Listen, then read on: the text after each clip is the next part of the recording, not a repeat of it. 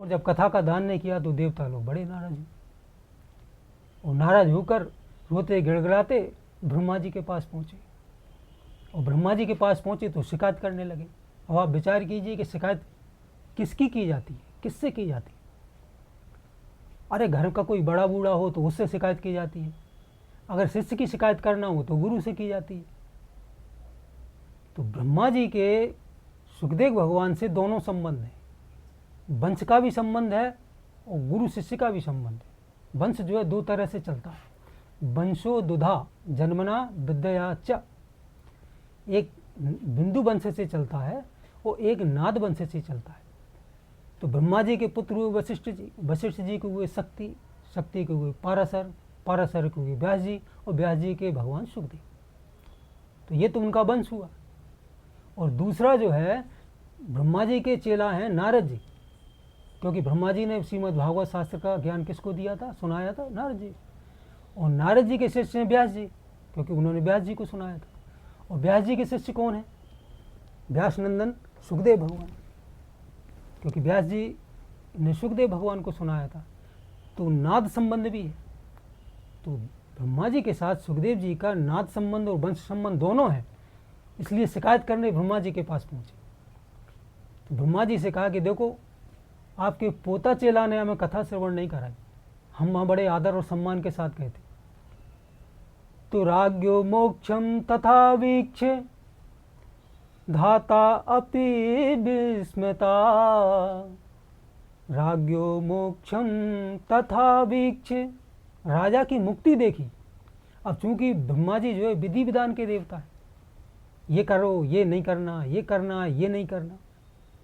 तो ब्रह्मा जी जो है जब उन्होंने देखा, राज्ञो मोक्षम तथा, तथा का मतलब तेन प्रकारेण, यानी कि न कोई ज्ञान का साधन किया, न साधन चतुष्ट संपन्न का होने का, साधन चतुष्ट का आश्रय लिया, न बड़े बड़े यज्ञ किए, न बड़े बड़े व्रत और दान किए, न बड़े बड़े कोई धर्म कर्म किए, और राजा की मुक्ति हो गई बिना आसन प्राणायाम धारणा ध्यान समाधि के।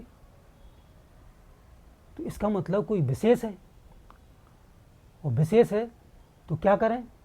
तो तुरंत जो है उस सत्यलोक में ब्रह्मा जी ने सत्यलोक में तुला मंगाया, और तुला मंगाने के बाद में सत्यलोके तुलाम बद्ध्वा और तौलियत साधनांजय, तुला बांधा और एक तरफ सारे साधन रख दिए और दूसरी तरफ श्रीमद् भागवत कथा रखी। तो श्रीमद् भागवत कथा को सारे साधन जो है हिला भी नहीं पाए, इसलिए ब्रह्मा जी को बड़ा आश्चर्य हुआ। देखो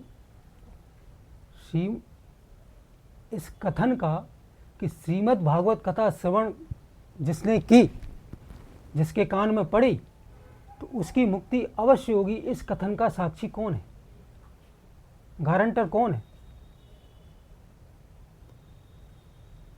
जैसे जो है 500 का नोट है, उस पर लिखा रहता है कि मैं धारक को 500 रुपये अदा करने का वचन देता हूँ। केंद्रीय सरकार जो है केंद्रीय सरकार द्वारा प्रतिभूत,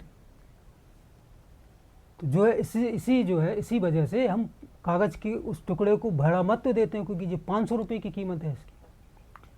तो ऐसे ही जो है कान में पड़ते से ही श्रीमद् भागवत कथा से मुक्ति निश्चित है। इस कथन का साक्षी कौन है।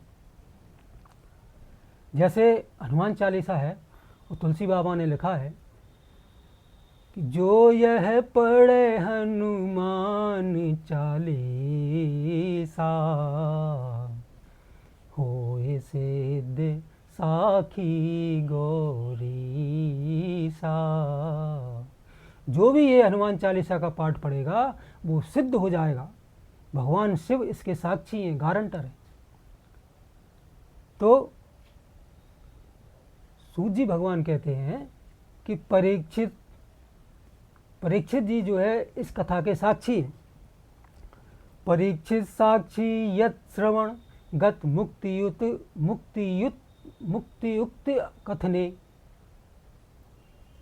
परीक्षित साक्षी यत श्रवण गत मुक्तियुक्त कथने, यानी कि श्रवण कान इसके श्रवण करते से ही जीव की मुक्ति हो जाएगी, इस कथन को साक्षी और गारंटर जो है परीक्षित जी।